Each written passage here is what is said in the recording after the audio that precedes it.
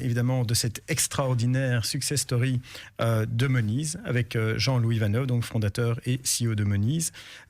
Alors Jean-Louis, peux-tu nous raconter brièvement l'histoire incroyable de Monese, et on pourrait l'appeler l'histoire de David contre les deux Goliaths? Magnifique, quelle belle introduction. Ben écoute, c'est assez simple. Donc d'abord, que fait Monese? On est une société qui émet des chèques repas électroniques.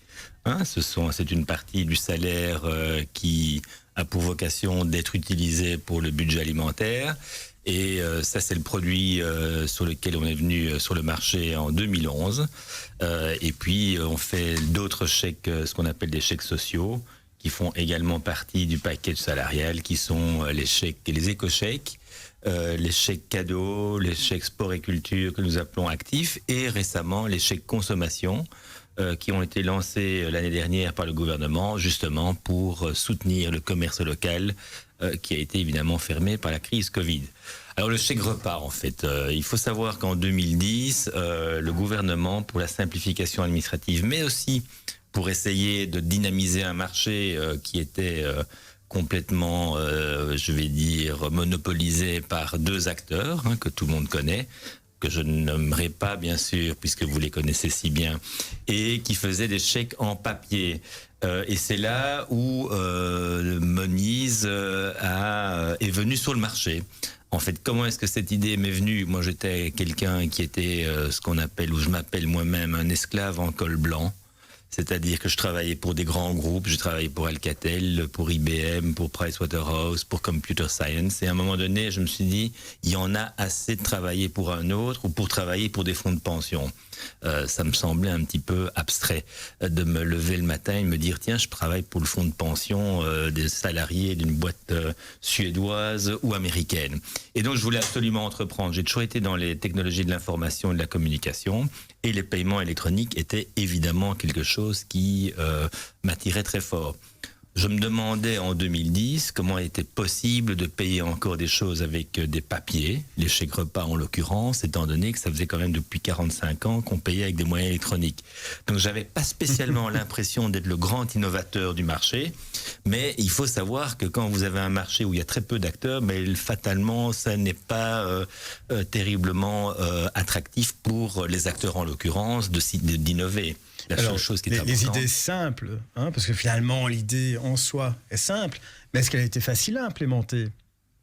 Alors, ce qui était compliqué, nous, ce qu'on savait, d'abord, on était, par rapport à nos concurrents, j'étais avec l'équipe que j'ai mise autour de moi, expert en électronique.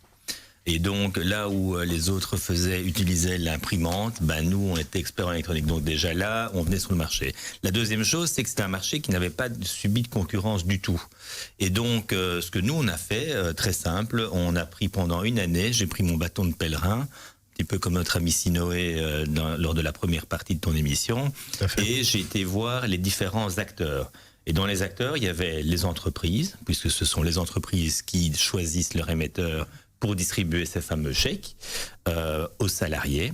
Ensuite, il y a les salariés en tant que tels qui le reçoivent, mais ils ont juste rien à dire. C'est-à-dire que c'est leur entreprise qui choisit et eux, ils de donner cet avantage. Mais il y a aussi les entrepreneurs eux-mêmes qui peuvent s'attribuer des chèques. Exactement. Les entrepreneurs peuvent également s'attribuer les chèques, ce qui permet de faire une optimisation de leur package et d'avoir un brut pour net quasiment. Et ensuite, il y a également tous les d'autres acteurs, les partenaires, les secrétariats sociaux. C'est eux qui calculent, c'est eux qui calculent la fiche de paie.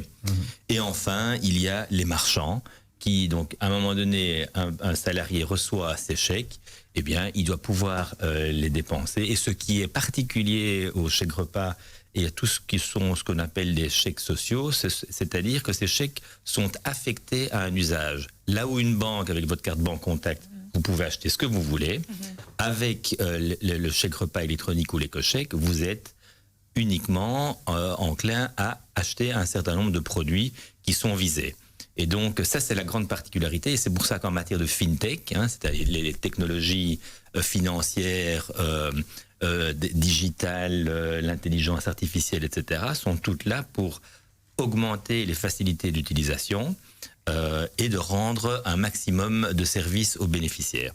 Donc en gros, si on résume, nous étions les experts de ces nouvelles technologies, là où nos concurrents qui avaient l'ensemble du marché, ils se répartissaient chacun 50% du marché, avaient beaucoup de clients, mais n'avaient pas nécessairement cette nouvelle technologie. Donc tu pars de 0%, hein, il faut quand même bien se rendre compte, tu as 2 grands mastodontes avec des centaines d'employés qui sont là avec, a priori, plein de technologies, enfin ils ont tout ce qu'il faut, et toi tu arrives comme ça avec, comme tu disais, hein, imaginez un instant, un bâton de pèlerin, hein, toi tout seul avec toi-même, hein. Exactement. Et tu vas toquer à la porte. Ce n'est pas évident, ceci dit. Et c'est pas évident, bien sûr, donc tu dois aller vendre, et ainsi tu essayes d'avoir tes premiers clients.